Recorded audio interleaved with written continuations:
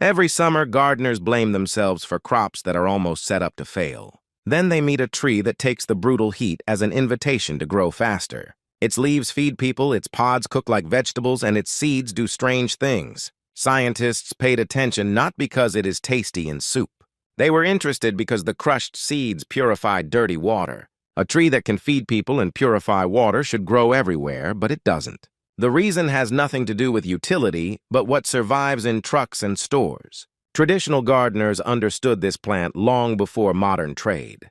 Having seen the possibilities of the tree, the vegetable department ceases to impress. The story begins in a withering summer garden and ends with a forgotten survival system. Do you know what gets me every year? You go out into the garden in mid-August, feeling that you did everything right. You improved the soil, distributed the plants perfectly, watered deeply, and yet you are completely at the mercy of weather, pests, and the biological fragility of what we choose to grow. Our tomatoes need a garter and shade nets. Cucumbers become covered with powdery mildew if the humidity changes by 2 degrees. We babysit these plants. We persuade them to get out of the ground. And then you learn about a plant that not only survives, but actively thrives in the absolute worst conditions. A plant that grows 4.5 meters in one season in depleted soil with almost no water. A plant whose leaves, pods, flowers, and roots can be eaten. And the real reason why no one talks about this plant, because once you understand why this tree is not in your local nursery, you begin to look at the entire horticultural industry differently. I'll be honest with you. When I first started researching traditional food forests, I thought I knew the heavyweights. I have been gardening since my early 20s. I know about planting fruit guilds. I know about nitrogen fixers. I figured that if there was a plant that scientists literally called the healthiest tree on earth, I would at least see it in a seed catalog. But I was washing dishes, just standing at the sink and scrubbing a cast iron skillet on a regular Tuesday evening. I didn't even think about the garden. And it just dawned on me, if a plant truly provides everything a person needs to survive, complete protein, tons of vitamins, drought resistance, and water purification, it won't be sold in a big box store. Because there is no repeat purchase model for a plant that solves all problems for free.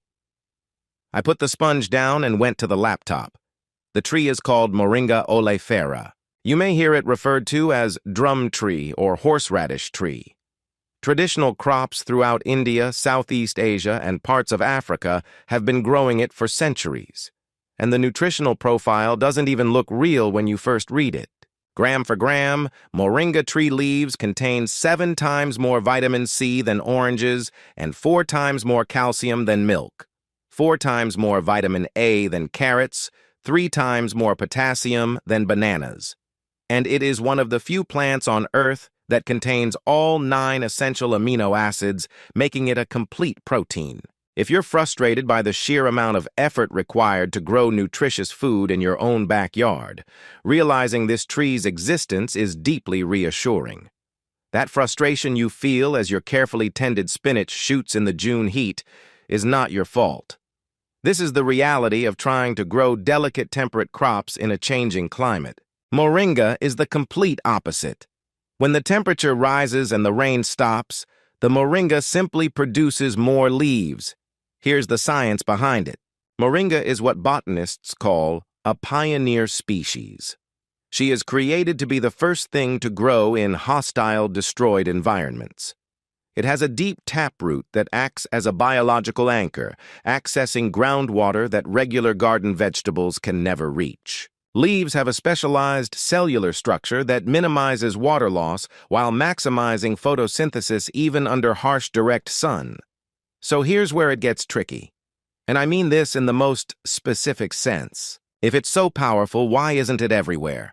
Why don't we plant it in every suburban backyard and community garden? Before we go any further, let me explain something. There is a concept in historical analysis called the victor's history problem. The idea is that the history we inherit is always written by the people who won the war. But this applies perfectly to agriculture as well. The plants that are taking over the global food market are not necessarily the most nutritious or the most resilient. They are simply those who have survived the logistics of global capitalism. The modern analogy is the supermarket tomato.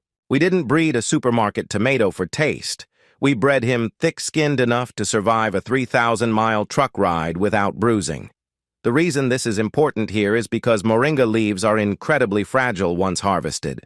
They are poorly transported. If you harvest a basket of moringa leaves, they will begin to wilt and break down within a few hours. You can't put them in plastic packaging, stick them in a refrigerated truck in California, and sell them in New York a week later. They won't survive. We've built a global food system that prioritizes a vegetable that can last on a shelf for 3 weeks over a tree that can support a village. The agricultural industry hasn't ignored moringa because it doesn't work. She ignored it because it cannot be easily converted into a commodity without being dried and ground into powder, which is what they are doing now, selling it as an expensive supplement. But as a fresh, staple garden crop, it failed the logistics test. Now, here is the objection I expect.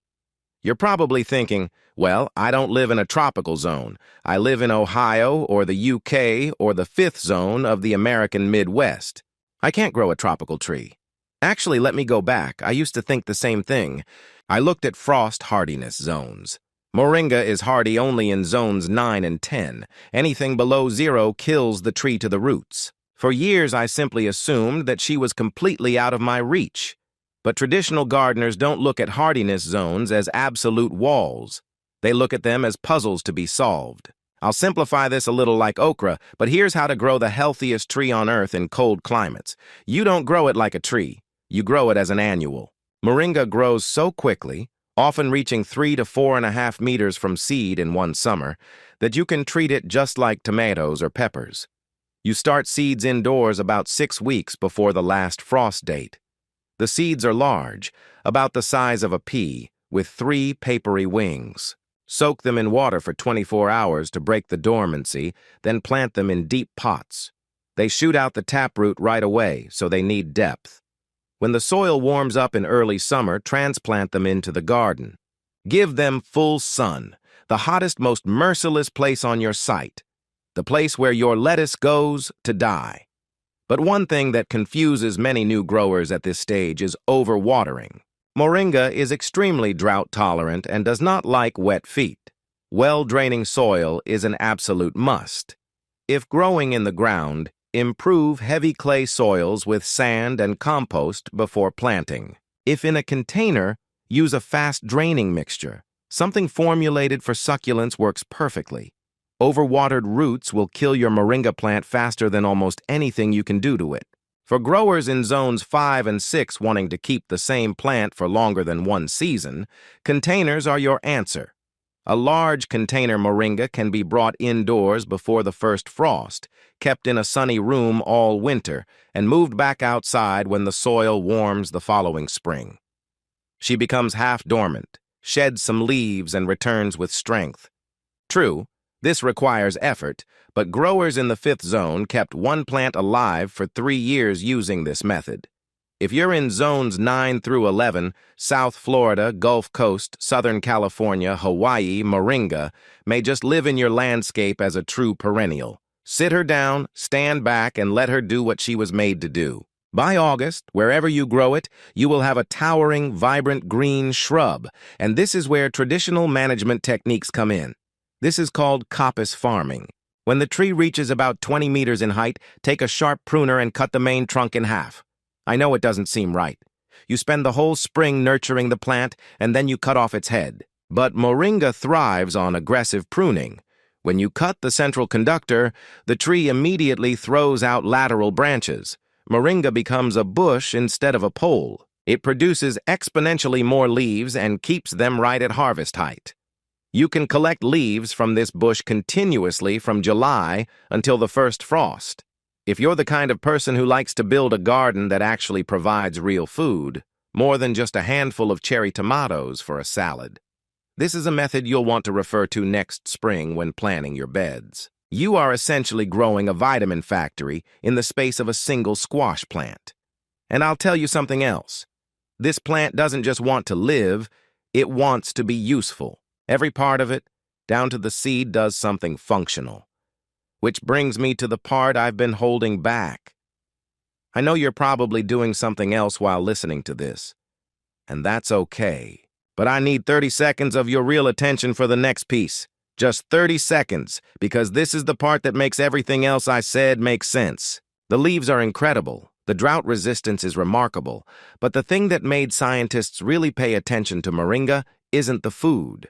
This is water. When the moringa tree matures, it produces long, ribbed pods that resemble drumsticks. Inside these pods are seeds.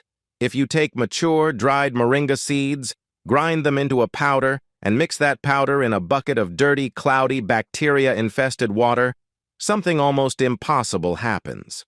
The seed powder contains naturally occurring cationic proteins. These proteins act as a coagulant. They bind to suspended particles, dirt, algae, and even bacteria in the water. They clump together into heavy masses called flakes and sink straight to the bottom of the bucket. Within an hour, the cloudy brown water becomes visually clear. Research from agricultural universities and environmental organizations has confirmed that crushed moringa seeds can remove 90 to 99% of bacteria in untreated water. One tree feeds you, survives drought, and purifies your drinking water. This isn't just a neat gardening trick. For communities without water treatment infrastructure, it is the difference between life and death, growing quietly on the edge of the village. When I first read the research on seed coagulation, I actually laughed. Not because it was funny, but because it was so blatantly effective that I didn't believe in reality. I went and found the original UN agricultural reports to make sure I wasn't reading the data wrong. Didn't read it wrong. And that's when the anger really came. Because we have entire industries dedicated to chemical water purification, we have huge agricultural sectors heavily dependent on synthetic fertilizers and pesticides to keep weak crops alive. And right there in the historical document and the traditional practices of millions of people, the biological system does the hard work for free. If you want to understand how deep this goes, and you're the kind of person who would rather understand the real mechanics of our food systems instead of following glossy magazine advice, you're in the right place.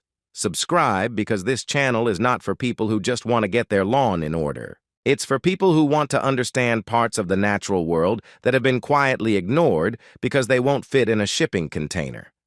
Let me share a pattern I noticed. When people first try to integrate moringa into their diet, they collect the leaves and cook them like spinach by boiling them in a pot of water. It works and is eaten this way in many traditional stews. But boiling destroys much of the vitamin C and delicate enzymes. If you want to extract the maximum possible value from this plant, do not cook it. Dry it, but do not dry it in the sun. This is the single most counterintuitive part of the entire process. Most of us dry herbs by hanging them in a sunny window. If you do this with moringa, the ultraviolet light will strip away vitamin A and destroy beta-carotene within a few hours. The leaves inside will become pale yellow and faded.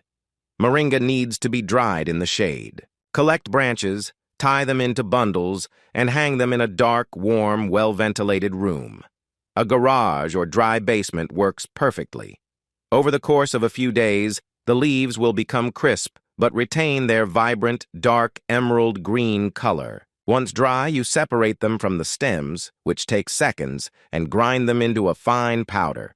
This powder is stable for months. You can add a spoonful to soups, smoothies, or oatmeal in deep winter, long after the garden has gone dormant. You get a powerful hit of summer nutrition. This particular shadow drying technique is the difference between a jar of dead plant material and a jar of real bioavailable nutrition. If you know someone who constantly buys expensive imported green powders online, send them this video. They can grow a better version in their backyard for the cost of one packet of seeds. We spend so much time struggling with the garden. We spray aphids, pull weeds, haul a hose when it hasn't rained for a week. We think of gardening as a war of attrition against the natural world.